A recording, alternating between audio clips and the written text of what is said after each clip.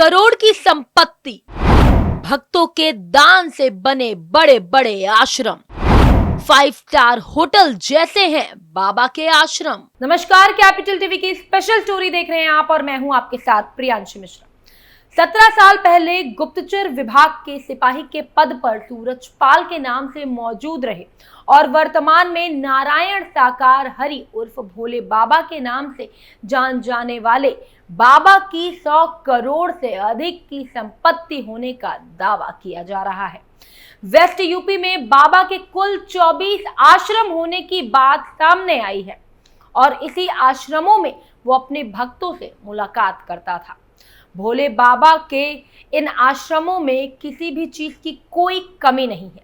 ये सभी आश्रम हाई टेक टेक्नोलॉजी से लैस है और इन आश्रमों में भोले बाबा के लिए अलग से एक आलीशान कमरा हमेशा तैयार रहता है। तो आइए शुरुआत करते हैं आज की हमारी स्पेशल स्टोरी की और इसमें बताते हैं कि भोले बाबा के पास आखिर कितनी संपत्ति है।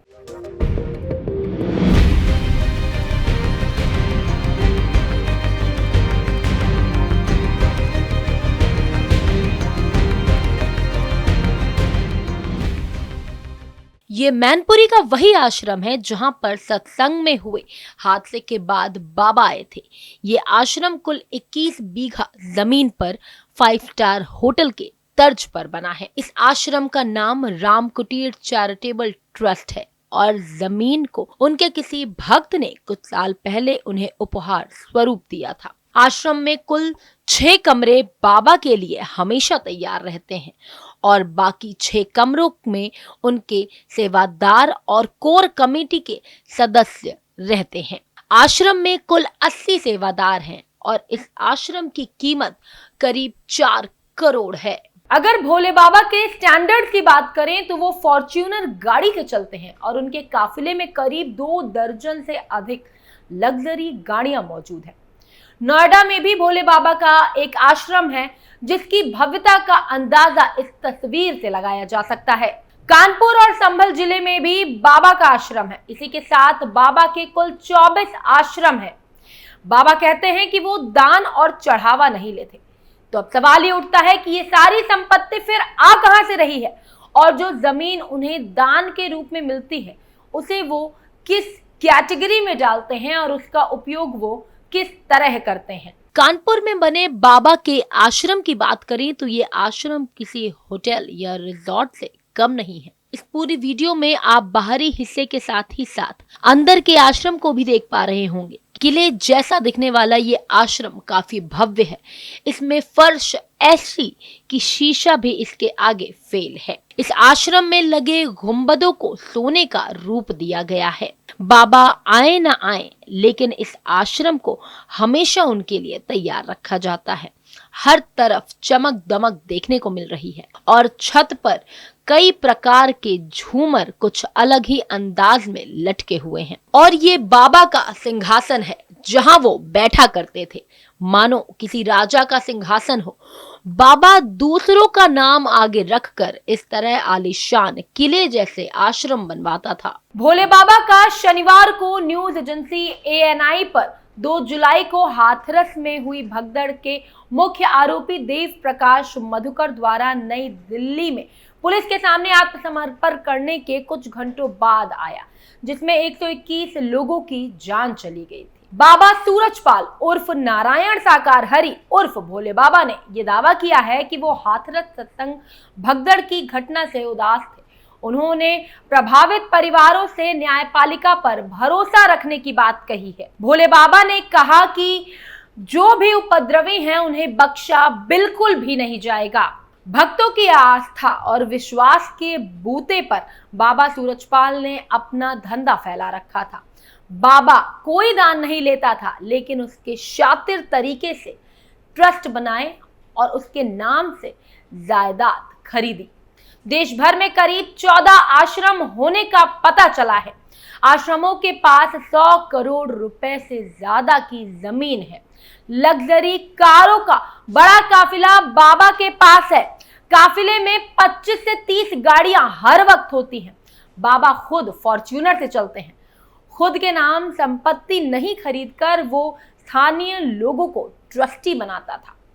भोले बाबा पहले आगरा के एक छोटे से मकान में रहते थे। अब उस मकान को मंदिर का दर्जा दिया जाता है। लोग अब उस ताले लगे मकान को बाबा की कुटीर कहते हैं, लेकिन आसपास के लोगों की माने तो ये बाबा का सेफ हाउस भी है, जहां बाबा अक्सर आते हैं और आराम करते हैं। हालांकि वैसे आमतौर पर इस मकान में हमेशा ताला लगा रहता है। औलाद ना होने की वजह से ट्रस्ट को दे दी सारी दौलत। औलाद नहीं होने की वजह से सूरजपाल जाटव ने 24 मई 2023 को अपनी सारी संपत्ति नारायण विश्व हरि ट्रस्ट के नाम कर दी। लोग बताते हैं कि बाबा भक्तों की सेवादार बनकर करते हैं। अपने प्रवचनों में पाखंड का विरोध करते हैं, मानव सेवा को सबसे बड़ा मानने का संदेश देते हैं। सोशल मीडिया पर और इंटरनेट पर भोले बाबा की ज्यादा लोकप्रियता तो नहीं है, और शायद यही कारण हो सकता है कि बाबा के कार्यक्रम में मोबाइल बैन है, यानी कोई भी भक्त फोटो नहीं खींच सकता और ना ही वीडियो बना सकता है। अभी के लिए फिलहाल हमारी स्पेशल स्टोरी में इतना ही, लेकिन इस मुद्दे पर आपकी क्या राय है? आपको क्या लगता है कि बाबा की ये संपत्ति कहां से आई अगर वो दान नहीं लेते हैं तो? इस बात पर अपनी राय कमेंट बॉक्स में जरूर बताएं, और इसी के साथ आप देखते रहिए कैपिटल टीवी। नमस्कार।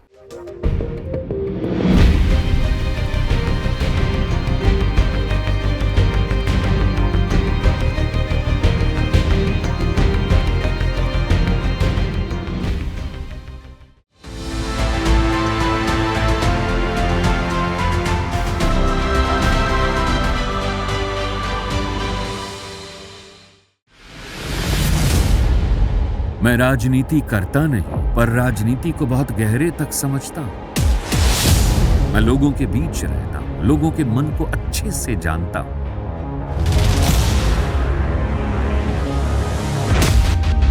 पब्लिक और पॉलिटिक्स की हर नब्ज को खूब पहचानता हूं।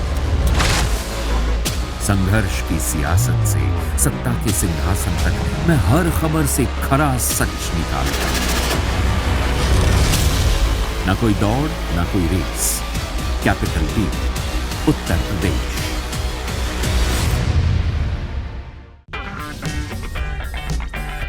अगर आपको हमारा वीडियो पसंद आया हो तो इसे लाइक करें, हमारे चैनल को सब्सक्राइब करें और हाँ, बेल आइकन दबाना ना भूलें, ताकि आप तक हमारे वीडियो की नोटिफिकेशन पहुंचती रहे। आप अपना सुझाव हमें कमेंट बॉक्स में दे सकते हैं। हमारे साथ जुड़ने के लिए शुक्रिया।